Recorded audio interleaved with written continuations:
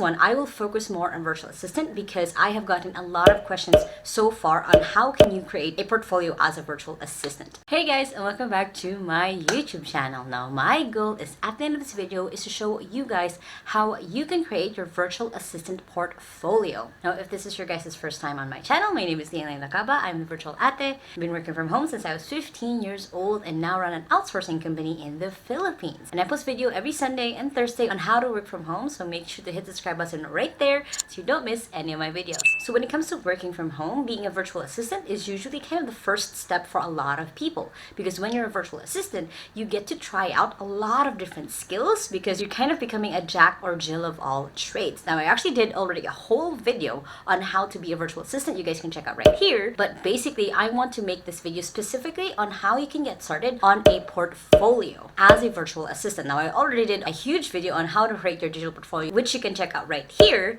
But for this one, I will focus more on virtual assistant because I have gotten a lot of questions so far on how can you create a portfolio as a virtual assistant. Unlike other job positions when you're starting out, being a VA is a little bit harder to really define because there's a ton of services that you can find out about it. Some of it could be bookkeeping, you could be doing graphic work, you can be doing some writing, you could be managing ads as well. So it really is just a huge scope of tasks. And one of the first things that you need to do when you're building out that portfolio is to define who you are. That means is narrowing down what kind of skills or services do you want to offer as a virtual assistant. Now, I already did a video on virtual assistant services that you guys can check out right here, but basically you want to figure out like, okay, do I want to focus more on the admin tasks? Do I want to focus on whatever my boss is currently focusing on right now? So you have that range of to choose from, but early on as you're building out your portfolio, you want to have that already chosen unless you want other people to choose that for you. Now, once you have that skill or the service that you want to provide, then the next thing is you want to figure out like, who do you want to talk to? Who do you want to serve? Who is your target audience? Who is your target niche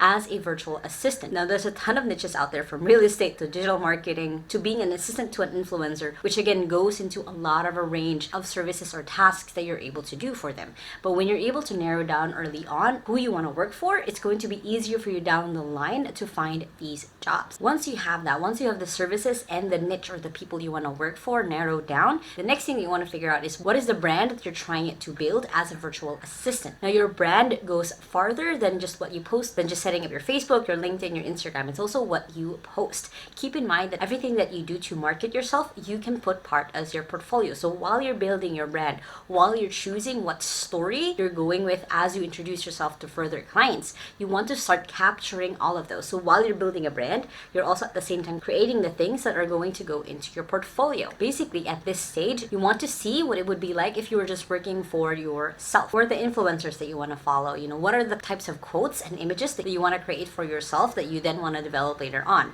If you've chosen a skill, let's say you've chosen video editing, then you want to try to experiment of like, what are the things that if I was just paying myself, if I was able to pay for myself, what are things that I would like to create? Because then you're starting to build the things or the work samples that would then go into your portfolio. Because then once you have the services you want to offer, who you want to talk to, you also have your branding a little bit started, then you can go into and then start really creating your work samples. Now, creating a portfolio isn't limited to someone who's creating a lot of creative content. It doesn't have to be just content based. If you're someone who's now leaning into becoming more of an admin, your work samples are you cleaning up a inbox, for example, or how you manage calendared invites or events. You know, take a screenshot of how it would look like if you were the one sending someone a calendar invite, like the agenda, how you make sure that they show up, the follow-up. So it can be simple as that. It's taking screenshots or taking documentation of all of the things that you do and how you do them, so your client knows what it would be like to work with you. Your work samples don't have to be something that you were paid to do. It could be something that you were doing free work for different people. That's one of the fastest ways that you can build a portfolio, is asking people for free work. Like, do they need a logo to be created? Do they need for someone to clean up their calendar or their inbox? Do they need someone to do a little bit of bookkeeping for them? The point of asking for people for free work is for you to build that skill, whatever skill or service that you did choose, and also to build a little bit of your credibility. Because then as your portfolio grows and more people know your work, love your work, the higher chances that you're going to be recommended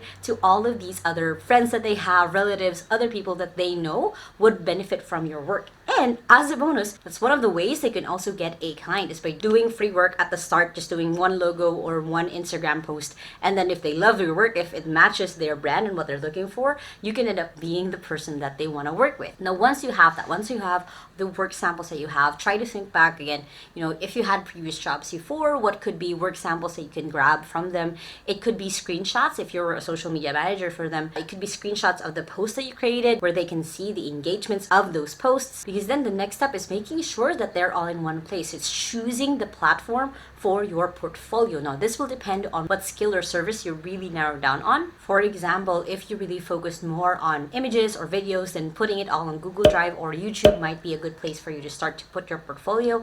If you're someone who's more creating graphics on Canva, then you can put all of it inside of Canva because you can actually share the link to your Canva where potential employers can now see those. Another way that you can store your portfolio, if you chose to be a writer, is putting it up on LinkedIn on your profile, so then your potential employers can find those there. If you chose more on the admin route, or you chose more on the stuff that you don't create content for but you get results done, so for example, let's say you chose more on like calendar management or inbox management or bookkeeping, putting all of those screenshots and saving them maybe into a Canva graphic might be the best for you. The purpose of it is you want to think, what is the best way that I can show my potential employer that this is something that I can do? Another fun creative way that you can create this portfolio is by creating a standard operating procedure of how you usually do things. Now, this can be a little bit nerdy, but what I mean by creating a standard operating procedure is you're going step by step of how you would tackle a specific task. So for example, let's say in a previous job or in one of the tasks that you did,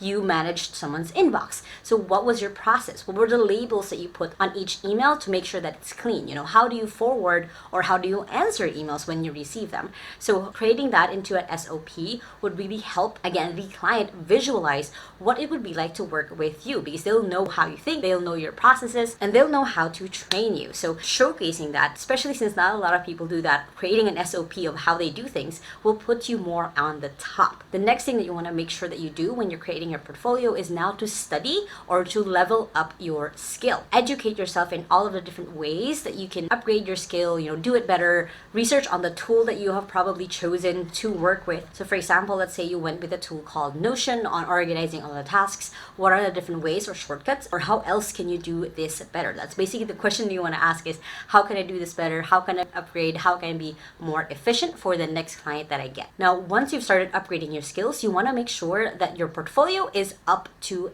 date. So keep updating your portfolio and always keep in mind that you want to put your best foot forward with all of your portfolio. Now, you can have an archive portfolio where you can store your previous work or the work that is not anymore relevant to you.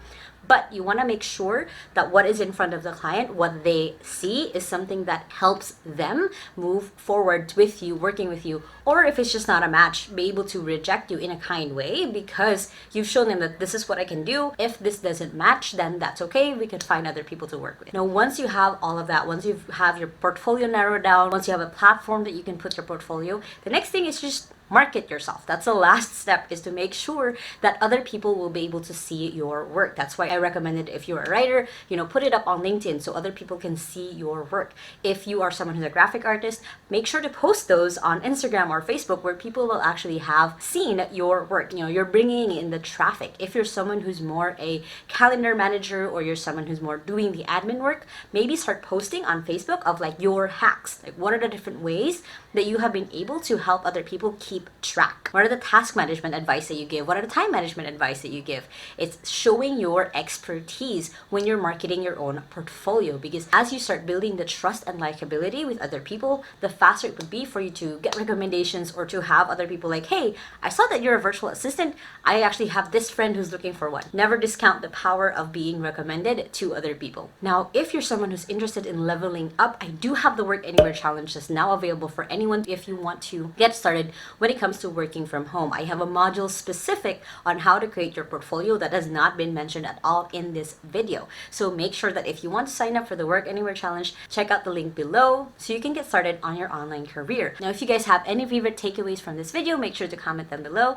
And of course, make sure to hit the thumbs up button right there so this reaches other people. And if you still haven't, make sure to hit the subscribe button right there so you don't miss any of my videos every Sunday and Thursday on how to work from home. And you guys can check out these other two videos that I have right right here so you can move forward in your virtual assistant career. I hope you guys have an awesome day, and remember that small steps matters, and I'll see you in the next video. Bye!